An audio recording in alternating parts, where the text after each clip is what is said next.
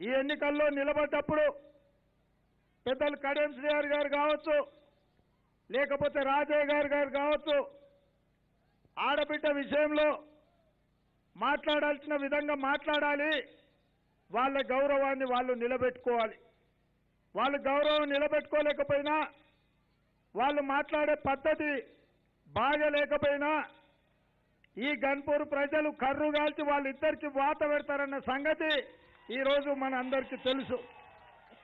ఇవాళ నేను ఎక్కువ విషయాలతో పోదలుచుకోలే. శ్రీహరి సంగతి రాజయ్య చెప్పిండు, రాజయ్య సంగతి శ్రీహరి చెప్పిండు.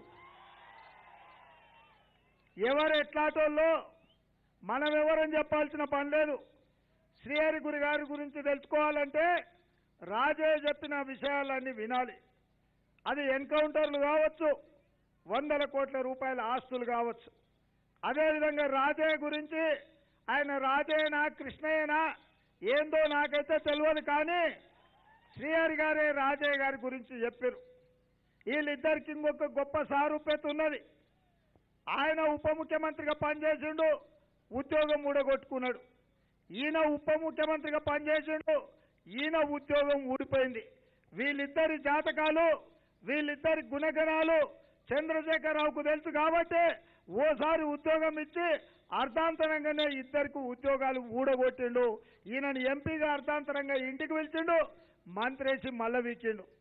రాజయ్యను కూడా మెక్కిండు, మంది సొమ్మని పందికొక్కులాక బలిచిండని వాళ్ళే మంత్రిగా బర్తరం చేసిండు. మరి అట్లాంటి వాళ్ళు ఇవాళ స్టేషన్ గన్పూర్ నుంచి ఎమ్మెల్యేలుగా అయితే మన గౌరవం ఉంటుందా? మీరు ఒక్కసారి ఆలోచన చేయండి. ఇవాళ సొంత పార్టీ నాయకుడికే వీళ్ళ మీద నమ్మకం లేదు, విశ్వాసం లేదు.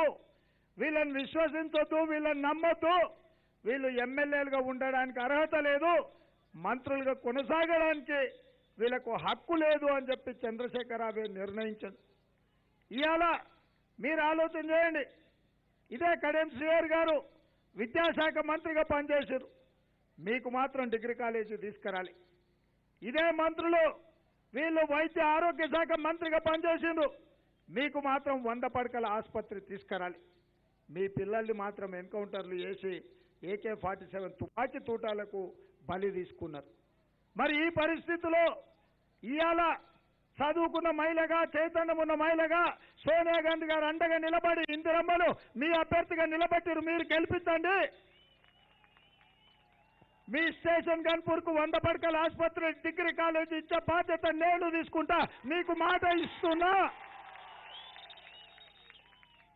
నేను గన్పూర్ ప్రజలకు గ్యారంటీ ఇస్తున్నా, నాది గ్యారంటీ. ఈ గ్యారంటీ మీద సాక్షి సంతకం మా అద్దంకి దయాకర్ పెడుతుండు. మీకు 100 పడకల ఆసుపత్రి ఇచ్చి మీకు డిగ్రీ కాలేజీ కట్టించే బాధ్యత నేను తీసుకుంటా. ప్రభుత్వం వచ్చిన మొదటి సంవత్సరంలోనే ఈ 2 పనులు చేపించే బాధ్యత నాదే అని నేను ఈరోజు మీకు అందరికి తెలియజెప్పదలుచుకున్నా.